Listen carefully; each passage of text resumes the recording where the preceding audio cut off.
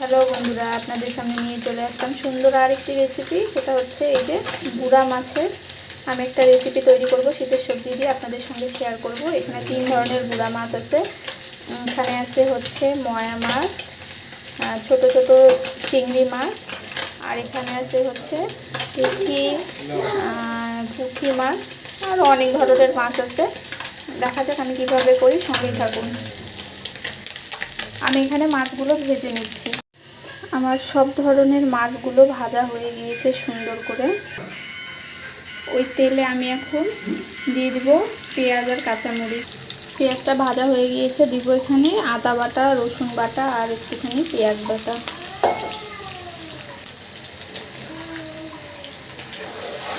দিয়ে ভেজে দিব।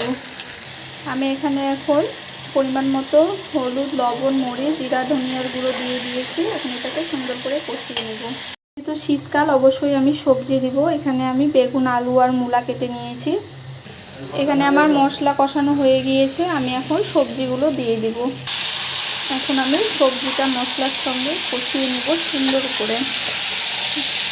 কষিয়ে নেওয়ার পর ঢাকনা চাপা দিয়ে ঢেকে দিব। এটার থেকে পানি বের হয়ে আস্তে আস্তে সেদ্ধ হয়ে যাবে সুন্দর করে।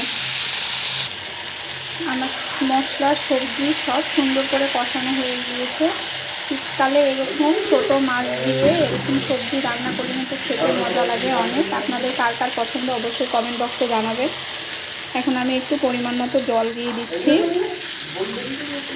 আর আমার এই নিত্য নতুন সুন্দর সুন্দর রেসিপিগুলি যদি আপনাদের ভালো লেগে থাকে অবশ্যই সাবস্ক্রাইব করে চ্যানেলের পাশে থাকবেন, আর অবশ্যই লাইক শেয়ার করে দিবেন, আর অবশ্যই একটি করে সুন্দর করে কমেন্ট করে আমাকে উৎসাহিত করবেন।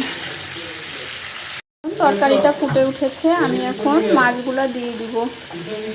আচ্ছা, মাছগুলো দিয়ে আমি সুন্দর করে ঢেকে দেব। আপনারা অবশ্যই উপরে শীতকালীন যেহেতু সবজি, ধনিয়া পাতা অবশ্যই ব্যবহার করবেন। আজকে আমার বাড়িতে ধনিয়া পাতা আনা নেই দেখে ব্যবহার করতে পারছি না। ধনিয়া পাতা দিলে আরেকটু টেস্টটা ভালো হবে, কিন্তু এটাও খেতে অনেক মজা হয়েছিল। আপনারা অবশ্যই বাড়িতে অবশ্যই একবার ট্রাই করে দেখবেন। তৈরি হয়ে গেল আমার ছোট মাছ দিয়ে আর শীতের সবজি দিয়ে একটা অসাধারণ মজাদার তরকারি।